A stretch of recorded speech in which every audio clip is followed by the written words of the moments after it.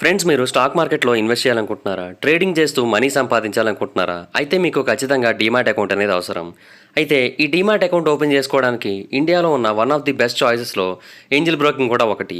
ఈ angel broking మీకు ఫ్రీగా డీమ్యాట్ అకౌంట్ అందిస్తూ ఉంటుంది. సో ఒకవేళ మీకు ఇంట్రెస్ట్ ఉండి స్టాక్ మార్కెట్ మీద నాలెడ్జ్ ఉన్నట్టయితే నేను డిస్క్రిప్షన్లో ఒక లింక్ ఇచ్చాను. ఆ లింక్ మీద క్లిక్ చేసి ఏంజిల్ బ్రోకింగ్లో అకౌంట్ ఓపెన్ చేసుకొని ఏంజిల్ బ్రోకింగ్లో ట్రేడింగ్ చేయడం స్టార్ట్ చేయండి. ఒకవేళ మీకు నాలెడ్జ్ లేకపోయినట్టయితే ఫస్ట్ డీమ్యాట్ అకౌంట్ ఓపెన్ చేసుకొని ఆ తర్వాత నాలెడ్జ్ పెంచుకున్న తర్వాతే ట్రేడింగ్ చేయండి. ఒకవేళ ఇంట్రెస్ట్ ఉన్నట్టయితే డిస్క్రిప్షన్లో లింక్ ఇచ్చాను, అకౌంట్ ఓపెన్ చేసుకోండి. సర్ ఐజాక్ న్యూటన్ మనకి లా ఆఫ్ యూనివర్సల్ గ్రావిటేషన్ గురించి కనుగొన్న విషయం మనకందరికీ తెలిసిందే కదా. అయితే మనకు తెలియని మరొక విషయం ఏంటంటే ఆ లా ఆఫ్ యూనివర్సల్ గ్రావిటేషన్ గురించి కనుగొనే సమయానికి న్యూటన్ గారి యొక్క వయసు కేవలం 23 ఏళ్ళు మాత్రమే. అంటే 23 ఏళ్లకే అంత గొప్ప విజయాన్ని సాధించారు ఆయన. రెండవ ప్రపంచ యుద్ధం సమయంలో బెర్లిన్ మీద ఒక బాంబు వేశారు అల్లైస్ వాళ్ళు. అండ్ బెర్లిన్ మీద వేసిన మొట్టమొదటి బాంబు అదే. అయితే ఆ బాంబులో మనుషులెవరూ చనిపోలేదు, కానీ ఒక ఏనుగు మాత్రం చనిపోయింది. ఆ ఏనుగు అప్పుడు బెర్లిన్ జూలో ఉంది. అండ్ ఆ జూ మీదే ఆ బాంబు పడడంతో ఆ దాడిలో ఆ ఏనుగు చనిపోయింది. అలాగా రెండవ ప్రపంచ యుద్ధంలో చనిపోయిన మొట్టమొదటి జంతువు ఆ ఏనుగే. న్యూయార్క్ నగరంలో ఒక పేద వ్యక్తి నివసిస్తూ ఉండేవాడు. అతనికి ఉండడానికి సరైన ఇల్లు ఉండేది కాదు, తినడానికి తిండి కూడా ఉండేది కాదు. అయితే అతను ఏం చేసేవాడు అంటే ప్రతిరోజు కూడా ఏదో ఒక రెస్టారెంట్కి వెళ్ళి అక్కడ ఫుల్గా తినేసి డబ్బులు పే చేయకుండా అక్కడ నుంచి పారిపోయేవాడు. అలాగే ఎన్నో రోజులు అలాగే బ్రతికాక ఒకరోజు ఒక రెస్టారెంట్ వాళ్ళకి దొరికిపోయి జైలుకి వెళ్ళాడు. అయితే జైలుకి వెళ్ళాక అతనికి 3 పూటల తిండి దొరికింది, ఒక మంచి మంచం దొరికింది, ఉండడానికి మంచి షెల్టర్ కూడా దొరికింది. అయితే ఆ జైలు శిక్ష పూర్తి చేసుకొని బయటకు వచ్చిన తర్వాత అతనిలాగే బయట ఇల్లు లేకుండా ఖాళీగా ఉన్న ఒక 2 వ్యక్తులు అతన్ని కలిసి లోపలికి వెళ్ళాక నీ పరిస్థితి కొంచెం బాగున్నట్టుంది కదా, ఇలాగే ఇంకొక 2-3 క్రైమ్స్ చేసి మళ్ళీ లోపలికి వెళ్ళినట్టయితే ఇంకొంచెం ఎక్కువ కాలం నీకు శిక్ష పడుతుంది, అప్పుడు నీకు తినడానికి తిండికి లోటు ఉండదు, ఉండడానికి ఇంటికి లోటు ఉండదు కదా అని చెప్పారు. కానీ ఆ వ్యక్తి మాత్రం ఏమన్నాడంటే నేను ఇక మీదట ఎవరిని కూడా హర్ట్ చేయదలుచుకోలేదు, ఎందుకంటే ఆ జైలులో ఉన్న వాళ్ళందరి యొక్క కథలు విన్న తర్వాత ఎదుటి వ్యక్తుల్ని హర్ట్ చేయకూడదు అనే విషయం నాకు చాలా బాగా అర్థమైంది. అందుకని నాకు తిండి లేకపోయినా పర్లేదు, కానీ ఇక మీదటి ఎవరిని ఇబ్బంది పెట్టను అన్నాడంట. 1961లో లియోనిడ్ రోగోజోవ్ అనే ఒక రష్యన్ డాక్టర్ తన కడుపులో ఉన్న అపెండిక్స్ ప్రాబ్లంకి తనకి తానే ఆపరేషన్ చేసుకున్నాడు. అండ్ ఆ ఆపరేషన్ సక్సెస్ అయ్యి అతను బ్రతికాడు కూడా. ప్రాబ్లం ఏంటంటే అతను ఉన్నది అంటార్టికాలో. ఆ అంటార్టికాలో ఒక సోవియట్ రీసెర్చ్ స్టేషన్ ఉంది. ఆ సోవియట్ రీసెర్చ్ స్టేషన్లో ఉన్న ఏకైక డాక్టర్ అతను ఒక్కడే. అండ్ అతనే వేరే వాళ్ళకి ట్రీట్మెంట్ చేయాల్సి ఉంటుంది తప్ప అతనికి ట్రీట్మెంట్ చేయడానికి ఇంకొక డాక్టర్ అయితే అక్కడ లేరు. సో అందుకని అతని యొక్క అపెండిక్స్ ప్రాబ్లంకి అతనే సర్జరీ చేసుకున్నాడు. బేసిక్గా అపెండిక్స్ అనేది చాలా కష్టమైన సర్జరీ ప్రాసెస్. బట్ దాన్ని కూడా అతను తనకు తానుగానే చేసుకొని బ్రతికాడంటే నిజంగా చాలా గొప్ప విషయం. జార్జ్ వాషింగ్టన్ 1789వ సంవత్సరంలో అమెరికాకి అధ్యక్షుడైన విషయం మనకందరికీ తెలిసిందే. అయితే అప్పుడు ఆయన అధ్యక్షుడు అయినప్పుడు ఆయన నోటిలో ఒకే ఒక్క పన్ను మాత్రమే న్యాచురల్గా మిగిలి ఉందంట. మిగతా పళ్ళన్నీ కూడా ఊడిపోయాయి అప్పటికి. బట్ అయినప్పటికీ కూడా ప్రెసిడెంట్గా సెలెక్ట్ అయినప్పుడు ఆ ప్రెసిడెంట్ హోదాకు తగ్గట్టుగా ఉండాలి కాబట్టి తన నోటి లోపల ఐవరీతో అంటే ఏనుగు దంతంతో చేసిన పళ్ళు, బ్రాస్తో చేసిన పళ్ళు, గోల్డ్తో చేసిన పళ్ళు, ఇలాగా వేరు వేరు రకాల పళ్ళని తన నోట్లో పెట్టుకొని మొత్తం అన్ని పళ్ళు ఉన్నట్టుగా చూపించుకొని అధ్యక్షుడిగా ప్రమాణ స్వీకారం చేశాడు. డ్యూక్ యూనివర్సిటీ వాళ్ళు చేసిన ఒక రీసెర్చ్లో తేలిన విషయం ఏంటంటే స్లీప్ డిప్రివేషన్ ఎఫెక్ట్స్ అనేవి మగవాళ్ళ కంటే ఆడవాళ్ళ మీద ఎక్కువగా ఉంటాయంట. స్లీప్ డిప్రివేషన్ అంటే నిద్ర పట్టకపోవడం. అంటే మహిళలకు గనక సరిగ్గా నిద్ర పట్టలేదు అనుకోండి, వాళ్ళు మెంటల్గా మరియు ఫిజికల్గా చాలా సఫర్ అవుతారంట. అండ్ మహిళలకు గనక సరిగ్గా నిద్ర లేకపోయినట్టయితే మగవాళ్ళతో కంపేర్ చేసి చూసినట్టయితే heart diseases, depression, blood clots ఇలాంటివన్నీ ఎక్కువగా వచ్చే అవకాశం ఉందంట. మగవాళ్ళకి ఇవి కొంచెం తక్కువగా వస్తూ ఉంటాయి, నిద్ర తక్కువైనా కూడా. కోకోకోలా గురించి మనకందరికీ తెలిసిందే, ఇది చాలా ఫేమస్ రెసిపీ. అయితే ఈ కోకోకోలా యొక్క రెసిపీ గురించి తెలిసిన వ్యక్తులైతే ప్రస్తుతానికి ఈ భూమి మీద 2 మాత్రమే ఉన్నారు. అంటే వాళ్ళిద్దరికీ కోకోకోలాని ఎలా తయారు చేయాలి అనే విషయం తెలుసు. ఒకవేళ కోకోకోలాకి భవిష్యత్తులో ఏమైనా పరిశోధనలు చేయాలి అంటే ఖచ్చితంగా వీళ్ళలో ఎవరో ఒకరి సహాయం అయితే అవసరమవుతూ ఉంటుంది.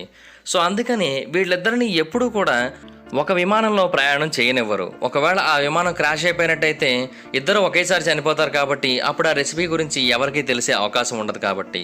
సో అందుకని ఒక్కొక్కరికి ఒక్కొక్క విమానం అనేది పెడతారంట. అండ్ కోకోకోలాకి కొన్ని ప్రత్యేకమైన విమానాలు కూడా ఉన్నాయి, దాంట్లో ట్రాన్స్ఫర్ చేస్తారు. ఇప్పుడు భూమి మీద సుమారుగా 790 కోట్ల నుంచి 800 కోట్ల మధ్యలో జనాభా అయితే ఉంది. కానీ మీకు ఒక విషయం తెలుసా, మనం ప్రతిరోజు ఎన్ని జంతువుల్ని చంపేస్తున్నామో తెలుసా? తినడానికి కావచ్చు, వేటాడడం కోసం కావచ్చు, చర్మాల కోసం కావచ్చు, వాటి యొక్క శరీర భాగాల కోసం కావచ్చు, అంటే మెడిసిన్స్ కోసం వాడడం కోసం, అలాంటి వాటి కోసం జంతువుల శరీర భాగాలను తీస్తుంటారు. ఇలాగ వేరు వేరు కారణాలతో మనం జంతువుల్ని చంపేస్తూ ఉన్నాం.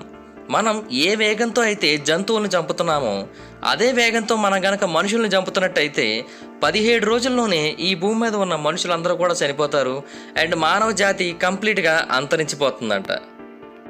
సన్ఫ్లవర్ పువ్వులు చాలా అందంగా కనిపిస్తూ ఉంటాయి, కానీ వాటి గురించి మీకు తెలియని ఒక విషయం ఏంటంటే ఈ సన్ఫ్లవర్లో కొన్ని వందల చిన్న చిన్న ఫ్లవర్స్ ఉంటాయి. ఇవన్నీ కూడా ఒక పర్ఫెక్ట్ షేప్లో, ఒక పర్ఫెక్ట్ ఆర్డర్లో ఉంటూ ఉంటాయి. అందువలనే ఈ పొద్దుతిరుగుడు పువ్వు సూర్యుడు కనిపించకుండా మాయమైపోయిన తర్వాత ముడుచుకుపోయినా కూడా మళ్ళీ ఆ మిగతా పువ్వుల్లోంచి రేకులు బయటకు వచ్చి మళ్ళీ ఆ పువ్వు మనకి ఫ్రెష్గా కనిపిస్తూ ఉంటుంది మరుసటి రోజుకి. 2004లో ఇండియాకి చెందిన కొంతమంది ఫార్మర్స్ పురుగుల మందులు సరిగ్గా సమయానికి దొరకపోవడంతో ఏం చేయాలో తెలియక పెప్సీని మరియు కోకోకోలాని కొనుక్కొని వాటిని పురుగుల మందులకు బదులుగా వాడారంట. అండ్ ఈవెన్ అవి చాలా సక్సెస్ఫుల్గా పనిచేసాయంట కూడా, ఎందుకంటే అవి చాలా చీప్గా వచ్చాయి. అండ్ అంతేకాకుండా వాటిలో ఉన్న కొన్ని కెమికల్స్ పొలాల్లో ఉన్న పురుగుల్ని చంపేశాయంట కూడా.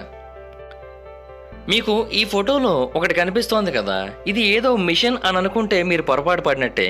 ఇది చైనా యొక్క ఆర్టిఫిషియల్ సన్. ఇది 150 మిలియన్ డిగ్రీల హీట్ని కలిగి ఉంటుంది. అంటే సూర్యుడి యొక్క కోర్ భాగంలో ఎంత హీట్ అయితే ఉంటుందో దానికంటే 10 రెట్లు ఎక్కువ హీట్ అనేది దీని లోపల ఉంటుంది. టైటానిక్ సినిమా మనలో చాలామంది చూశారు. అండ్ టైటానిక్ షిప్ గురించి కూడా ఎంతో మందికి తెలుసు. అది ఒక పెద్ద డిజాస్టర్ కారణంగా నీటిలో మునిగిపోయింది అండ్ 1500 మందికి పైగా చనిపోవడానికి కారణమైంది. అయితే టైటానిక్లో ఒక ఫేమస్ స్టెయిర్ కేస్ ఉంది, దాని పేరు grand staircase of Titanic.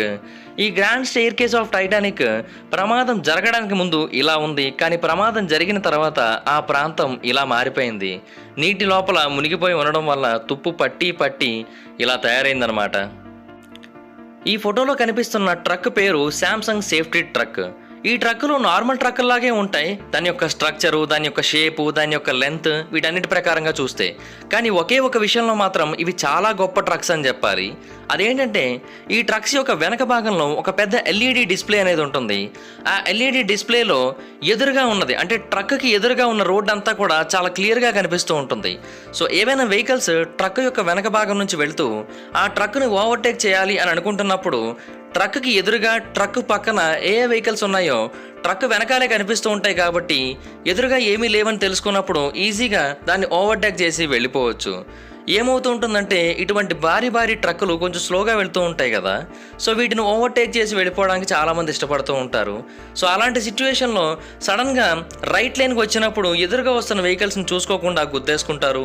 Accident జరిగి ఎంతోమంది ప్రాణాలు కూడా కోల్పోతూ ఉంటారు. సో అలాంటి ప్రమాదాలన్నింటినీ కూడా తగ్గించడం కోసమే శాంసంగ్ వాళ్ళు ఈ కొత్త టెక్నాలజీతో ముందుకొచ్చారు.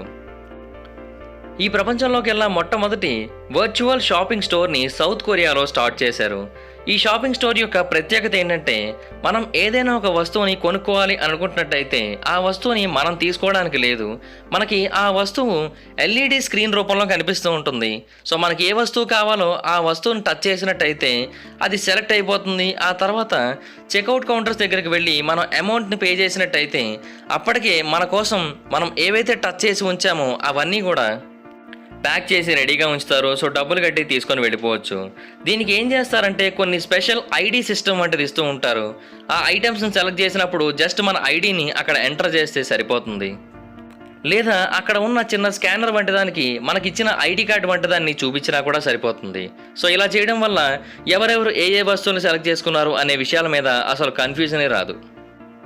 మనకందరికీ కూడా రెయిన్బోస్ గురించి తెలిసిందే. అండ్ రెయిన్బో వస్తే చూద్దామని ఎంతోమంది ఎంతో ఆసక్తిగా ఎదురు చూస్తూ ఉంటారు.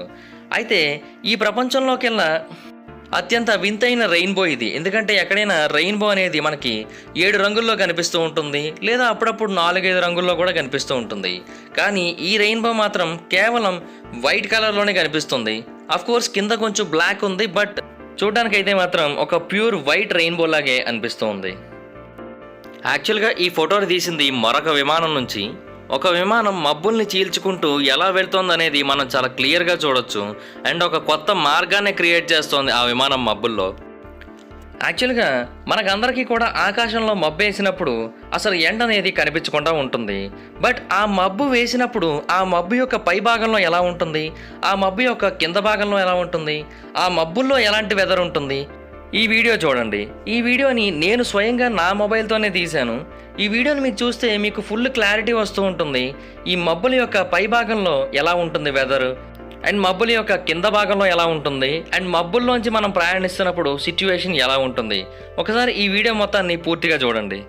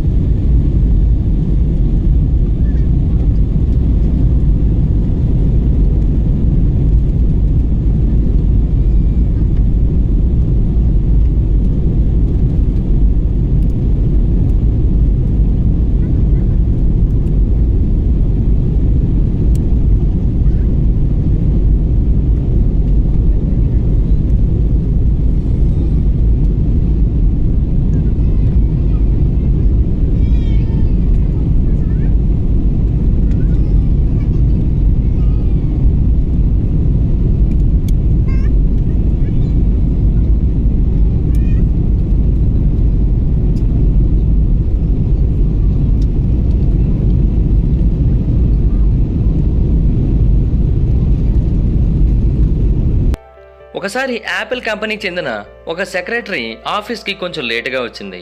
ఎందుకు లేట్ అయింది అని అడిగితే ఆమె యొక్క కారు ట్రబుల్ ఇచ్చిందంట. సో అందుకని మధ్యలో కార్ దిగిపోయి క్యాబ్ బుక్ చేసుకొని ఆఫీస్కి వచ్చేసరికి కొంచెం లేట్ అయిందని చెప్పింది ఆమె.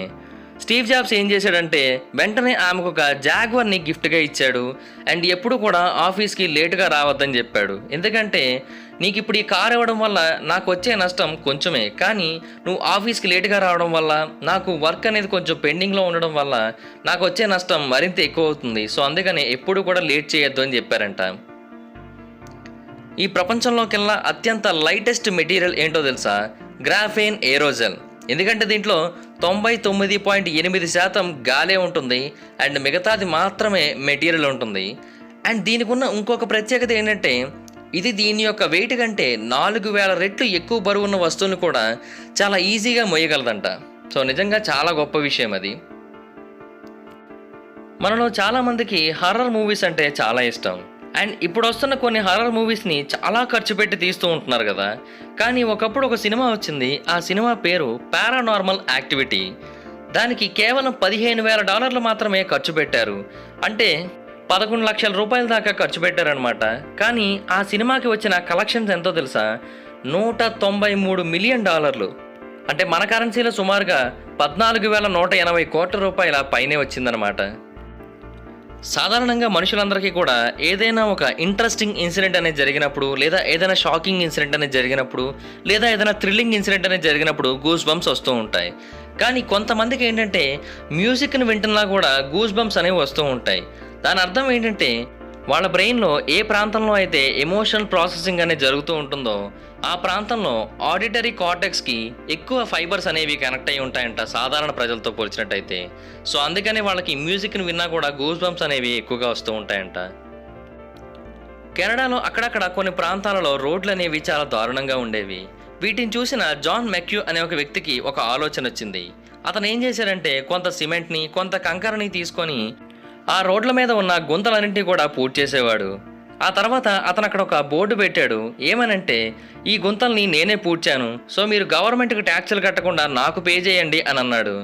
ఆ తర్వాత ఎంతోమంది డ్రైవర్స్ అతనికి క్యాష్ ఇచ్చారంట, కాఫీ ఇచ్చారంట. అండ్ అంతేకాకుండా కొన్నిసార్లు అతన్ని లంచ్కి, డిన్నర్ కూడా ఇన్వైట్ చేశారంట వాళ్ళ ఇళ్ళకి. 90 ఏళ్ల వయస్కురాలైన ఈ బామ్మ 47 ఏళ్ల వయస్కుడైన ఒక లాయర్తో ఒక అగ్రిమెంట్ అనేది చేసుకుంది. ఆ అగ్రిమెంట్ ప్రకారం ఆమె చనిపోయిన తర్వాత ఆమె యొక్క అపార్ట్మెంట్ని అతనికి ఇచ్చేయాల్సి ఉంటుంది. కాకపోతే దానికి బదులుగా ఆమె బ్రతికినంత కాలం ఆమె నెలకు కావాల్సిన కొంత డబ్బుని ఆ లాయర్ ఆమెకి ఇవ్వాల్సి ఉంటుంది. లాయర్ ఏమనుకున్నాడు, మహా అయితే ఒక 5-6 ఏళ్ళు బ్రతుకుతుంది, అప్పటి వరకు నేను ఒక 10 లక్షల రూపాయలు ఆమెకి ఇచ్చినప్పటికీ కూడా ఆ తర్వాత 60 లక్షల రూపాయలు విలువ చేసే ఈ అపార్ట్మెంట్ నాదవుతుందని అతను అనుకున్నాడు. కానీ ఏమైందంటే ఆమె మరొక 14 సంవత్సరాల పాటు బ్రతికింది. అండ్ ఆమె యొక్క ఖర్చులు కూడా చాలా ఎక్కువగానే పెరిగాయంట ఆ టైంలో. ఎందుకంటే మెడికల్ బిల్స్ కూడా ఆ టైంలో బాగా పెరిగాయంట. అండ్ వాటిని కూడా అతనే భరించాల్సి వచ్చింది. ఆ తర్వాత ఆమె చనిపోయిన నాటికి ఆమెకి ఎంత ఖర్చు పెట్టాడో లెక్కేసుకుంటే ఆ అపార్ట్మెంట్ యొక్క వాల్యూ కంటే రెట్టింపే ఖర్చు పెట్టాడంట ఆమె కోసం. 2010లో లేడీ గాగా ఎంటీవీ వాళ్ళ యొక్క వీడియో మ్యూజిక్ అవార్డ్స్ ఫంక్షన్లో ఒక డ్రెస్ను వేసుకొని వచ్చింది. ఆ తర్వాత ఎంతోమంది ఆమెను తిట్టారు, ఎన్నో కాంట్రవర్సీలకు కూడా ఆ డ్రెస్ కారణమైంది. అండ్ అంత గొడవ జరగడానికి కారణం ఏంటంటే ఆ డ్రెస్ అనేది రియల్గా జంతువుల చర్మంతో తయారు చేయబడింది. సో అందుకనే అంత కాంట్రవర్సీ అయితే క్రియేట్ అయింది ఆ డ్రెస్ చుట్టూ. సో ఓకే గైస్, చూసారు కదా. ఈ వీడియో మీకు నచ్చినట్టయితే లైక్ చేయండి, ఈ వీడియోని షేర్ చేయండి, మా ఛానల్ని సబ్స్క్రైబ్ చేసుకోండి, పక్కనే ఉన్న బెల్ ఐకాన్ క్లిక్ చేయండి. ఈ వీడియోని షేర్ చేయడం మాత్రం మర్చిపోదు, ఎందుకంటే షేర్ చేస్తేనే వీడియో గురించి మా ఛానల్ గురించి అందరికీ తెలుస్తుంది. ఒకవేళ మీరు డైరెక్ట్గా ఫాలో అవ్వాలనుకుంటే నా ఇన్స్టాగ్రామ్ ఐడి యొక్క లింక్ కింద డిస్క్రిప్షన్లో ఉంటుంది, దాని మీద క్లిక్ చేసి మీరు నన్ను ఫాలో అవ్వచ్చు. Thank you guys, bye. Friends, మీరు స్టాక్ మార్కెట్లో ఇన్వెస్ట్ చేయాలనుకుంటున్నారా? ట్రేడింగ్ చేస్తూ మనీ సంపాదించాలనుకుంటున్నారా? అయితే మీకు ఖచ్చితంగా డీమాట్ అకౌంట్ అనేది అవసరం. అయితే ఈ డీమాట్ అకౌంట్ ఓపెన్ చేసుకోవడానికి ఇండియాలో ఉన్న వన్ ఆఫ్ ది బెస్ట్ చాయిసెస్లో ఏంజిల్ బ్రోకింగ్ కూడా ఒకటి. ఈ ఏంజిల్ బ్రోకింగ్ మీకు ఫ్రీగా డీమాట్ అకౌంట్ అందిస్తూ ఉంటుంది. సో ఒకవేళ మీకు ఇంట్రెస్ట్ ఉండి స్టాక్ మార్కెట్ మీద నాలెడ్జ్ ఉన్నట్టయితే నేను డిస్క్రిప్షన్లో ఒక లింక్ ఇచ్చాను. ఆ లింక్ మీద క్లిక్ చేసి ఏంజిల్ బ్రోకింగ్లో అకౌంట్ ఓపెన్ చేసుకొని ఏంజిల్ బ్రోకింగ్లో ట్రేడింగ్ చేయడం స్టార్ట్ చేయండి. ఒకవేళ మీకు నాలెడ్జ్ లేకపోయినట్టయితే ఫస్ట్ డీమాట్ అకౌంట్ ఓపెన్ చేసుకొని ఆ తర్వాత నాలెడ్జ్ పెంచుకున్న తర్వాతే ట్రేడింగ్ చేయండి. ఒకవేళ ఇంట్రెస్ట్ ఉన్నట్టయితే డిస్క్రిప్షన్లో లింక్ ఇచ్చాను, అకౌంట్ ఓపెన్ చేసుకోండి.